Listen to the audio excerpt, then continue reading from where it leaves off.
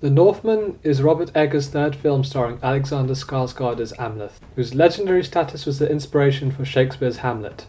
The movie takes place in 895 AD Scandinavia, and revolves itself around the Viking prince Amleth, who is on an epic revenge quest to avenge his father, Arvindil, played by Ethan Hawke. The man Amleth hopes to kill is his uncle Fjolnir, who has also taken Amleth's mother, Queen Gudrun, played by Nicole Kidman. This is Eggers' most expensive film, which is quite obvious by the quantity of its cast, but it's also a slight transition from Eggers' previous two films, The Witch and The Lighthouse, which are both horror movies that are confined and isolated in regards to the story. The Northman is shot on a far grander scale, but still manages to showcase Eggers' directorial trademarks that is supported by cinematographer Jaron Blash. The best filmmakers are the ones that captivate you into their world from the start. The atmosphere is established as this gritty and violent world that just makes you think, what a horrible time to live in. Not even horses are safe, they just get beheaded for sacrifices. So the revenge tale is something we've all become accustomed to now, so in this movie I was expecting something different from a storytelling perspective. The visuals I knew would be something to behold, but the story is what really needs to stick out. The Northman is a dark, astounding picture of grim and ferocious principles. The hero's goal never warranted inspiration due to the insipid nature of its themes. Now don't get me wrong, the feel and tone of this movie was incredibly effective, but would I go back to see this film for the story and characters or the visuals and atmosphere? It would unfortunately have to be the latter.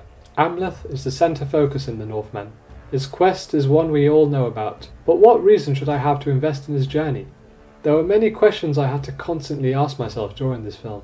Why didn't I feel emotionally invested when Amleth's father was being slain by his own uncle? Is it because it's something I've seen before countless times? Or is it because there wasn't enough time to bond and grow with these characters? For such a contained story of revenge, the focus should only be around 4 characters, but when the movie ended I felt that I didn't get to know enough about them. Sure, there was struggle, survival, and brutality all mixed in one, but that was all external. The depth of these characters were not explored to its fullest potential. The Revenant is another similar tale of survival and revenge, but what makes that more effective is how it strips naked the grief and pain that one human must endure non-stop in a way that never cuts away from the protagonist. We get every ounce of emotion thrown at us without feeling forced. It wasn't just revenge he was looking for, it was peace, and the environment reflected his state of mind perfectly. In The Northman, the revenge aspect just felt too familiar. I get it's what Eggers sought out to make in the first place, and most Viking sagas are generally about vengeance and feuds, but I needed something more than that. The character dynamics were not as interesting or intriguing as it could have been, and to be honest, I just kept thinking of The Lion King and comparing the characters in both films. Olga, the Slavic sorcerer, is another primary character in The Northman. Her relationship with Amleth was nothing we haven't seen before, and it actually wore the film down for me. The direction in where this story was heading was very readable. I wanted to see something outlandish and grotesque, not just from the action and violence, but from the change in characters. The one scene that I found most fascinating was the scene between Amleth and his mother. If there were more scenes around the characters' motives and ambitions, I would have been satisfied with this film.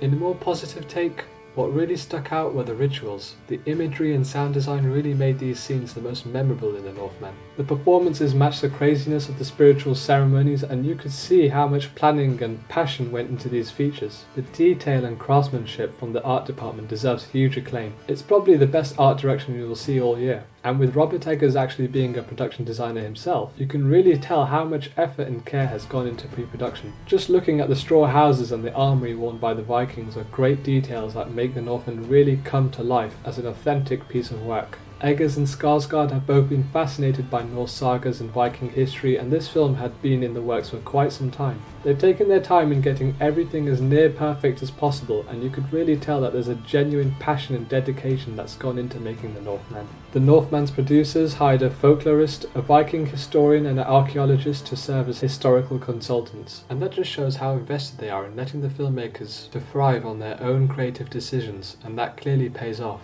This is by no means a bad movie. I was pretty engaged from a visual perspective, and I would definitely go back to watch it for that reason, but the formulaic structure of its story is ultimately what let me down.